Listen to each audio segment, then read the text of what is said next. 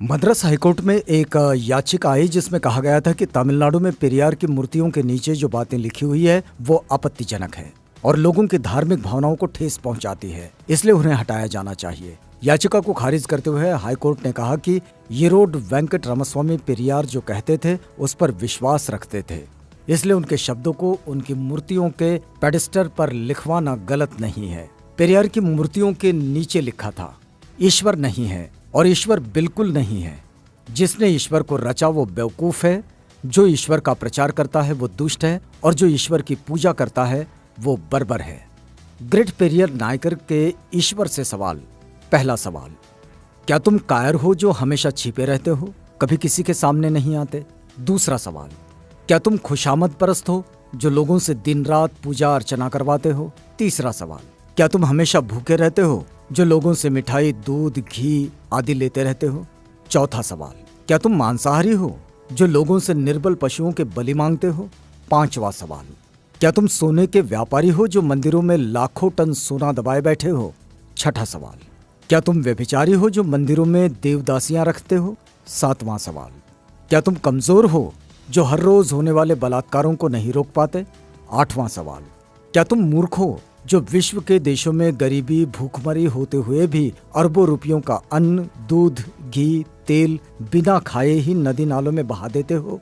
नौवां सवाल, क्या तुम बहरे हो जो बेवजह मरते हुए आदमी, बलात्कार होती हुई मासूमों की आवाज नहीं सुन पाते? 10वां सवाल, क्या तुम अंधे हो जो रोज अपराध होते हुए नहीं देख पाते?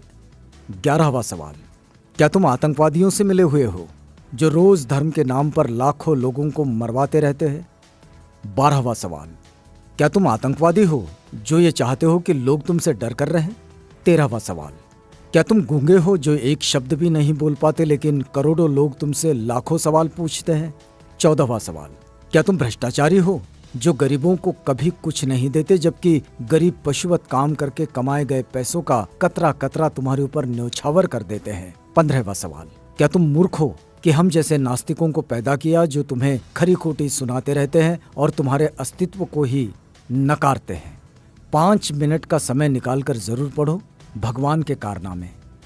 नास्तिक होना कोई आसान नहीं। कोई भी नासमझ इंसान ईश्वर के अस्तित्व को मानकर फ्री हो जाता है, उसके लिए उसे बुद्धि की जरूरत नहीं होती, लेकिन नास्तिक होने के लिए दृढ़ विश्वास और साहस की जरूरत होती है। ऐसी योग्यता उन लोगों के पास होती है जिनके पास प्रखर तर्क बुद्धि होती है। अंधश्रद्धा ऐसा केमिकल है जो इंसान को मूर्ख बनाने में काम आता है।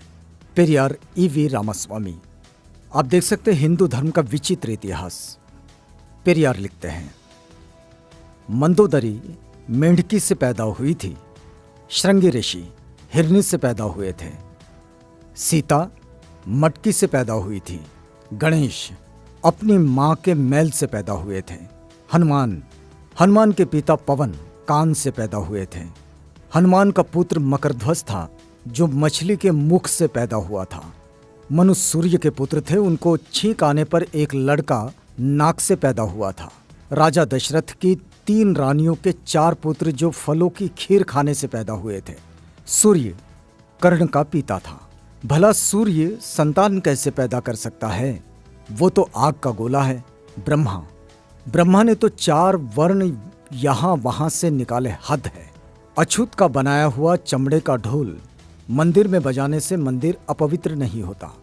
अछूत मंदिर में चला जाए तो मंदिर अपवित्र हो जाता है। उन्हें इस बात से कोई मतलब नहीं कि ढोल किस जानवर की चमड़ी से बना है। उनके लिए मरे हुए जानवर की चमड़ी पवित्र है पर जिंदा अछूत अपवित्र। लानत है ऐसे धर्म पर।